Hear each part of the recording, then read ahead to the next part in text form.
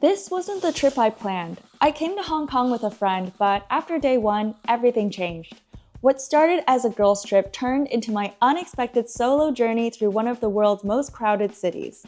Instead of panicking, I discovered 3 unexpected rules for turning travel disasters into adventures.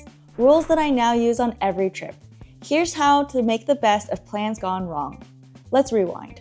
We arrived the week before Christmas. Day 1 started with a grocery store trip, a visit to the hair salon, and then the night market. Unfortunately, that was the only day we'd spend fully together because my friend started feeling bad and decided to rest for most of the trip. Suddenly, I found myself exploring Hong Kong solo. Instead of letting it ruin our vacation, I decided to embrace it. We had 10 days in Hong Kong. I would spend most of it solo. Lesson 1. When you have that many days, embrace local routines. When plans fail, swap tourism for living. Instead of running through tourist sites, I started with everyday places. The local grocery store revealed more about life in Hong Kong and daily life than any guidebook. Comparing prices of familiar items like milk and eggs gave me insight into the true cost of living. It helped me imagine what it must be like to live in Hong Kong. Bookstores, like Elite, Hong Kong's major chain, showed me what locals were actually reading. And while I did eventually visit Victoria Peak, these everyday experiences gave me a better feel for the city. Lesson 2. Activities over sightseeing. One of my biggest takeaways from this trip was how much more I remembered from the activities I did over the things that I just looked at. I love ice skating, so I went to a rink in the city, which offered a different vibe from skating back home. I still remember unlocking my spins, and what really stood out was visiting pole dance studios, since I already pole danced back in London and it gave me an instant way to connect with locals. Unlike one-off meetups where people rarely see each other again, the studio regulars knew each other, which created this warm, welcoming atmosphere I hadn't expected. Okay, I'm in Central again after going to this pole class, and I really liked it because it was just 2 students and I did a bunch of tricks, and I realized I needed to work on my flexibility again, but I'm really glad I went. When you do activities you love in this new environment, you don't just observe the culture, you become part of it, even briefly. Using your whole body, feeling the moves, hearing the music, even being a little nervous makes the memories stick stronger. Doing your favorite activities in new places gives you the best of both worlds. Something comfortable and something new. Even months later, I remember these fun, active moments much clearer than anything I just looked at. Lesson 3, slow down. Here's how to do it. With 10 days in Hong Kong, I got to experience the city more like a local than a tourist. Instead of rushing, I took my time in museums and parks. I went gallery hopping in Central just like I would back in London. I enjoyed solo meals at Kowloon Park while people watching and soaking in the holiday atmosphere.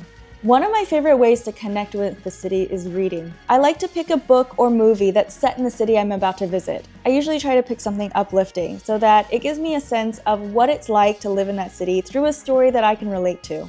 For this trip, I picked up Echo in the City by KX Song. It's a novel about students who are experiencing the protests in Hong Kong. It was cool also to recognize neighborhoods like Mongkok while reading the story. I felt like I had special insider knowledge of the city. Food experiences. Let's talk about food because Hong Kong's roast goose was absolutely life-changing. It was a crackling skin, melt-in-your-mouth magic. It ruined duck for me, and I still think about it months later. I could eat this every day, and I kind of did. Night markets offered street food, and they were surprisingly expensive, so I actually preferred the random food stalls that I would come across on the street that offered food on display so you could just point and order. Let me know if you want a deep dive into the foods that I ate. Traveling solo wasn't what I planned, but it became this unexpected gift. When you're alone in a new city, you notice details you might miss otherwise. You follow your curiosity without compromise. Each night, I'd return to the hotel and share my discoveries with my friend, who got to live vicariously through my stories and photos. And in a way, having my friend to report back to made me more observant and more present in each moment. This trip made me realize some important things. I'm more independent than I thought. Even when plans change completely, you can still create meaningful experiences. Because travel isn't about perfect photos, it's about collecting proof that you can enjoy yourself anywhere. And something else unexpected that I learned is that I can adapt and explore a place on my own terms. I used to worry about running out of activities on trips, but now I realize the city isn't a checklist. It's the backdrop to your story. Beyond the personal lessons, Hong Kong itself kept surprising me with its quirks. So before we wrap up, here are the things that surprised me most about visiting Hong Kong. All of the MTR, the train stations, or a lot of the stops go into malls. And the malls here are so alive. I think it's a combination of how many people there are, the fact that all the train stations will have exits that go straight into the mall, so you're forced to go through it. And if you want to enter a train station, you kind of have to go through a mall too. After 10 days, Hong Kong no longer felt foreign to me. Not because I'd seen it all, but because I'd stopped keeping score. But perhaps the most meaningful part of this trip was what I discovered about myself and my relationship with my family in China. Being so close geographically to relatives I rarely see brought up emotions I wasn't expecting. If you're curious about that more personal journey, check out my video about how traveling far away from family actually made me feel closer to them, where I share those thoughts while sitting at the top of Victoria Peak. What about you?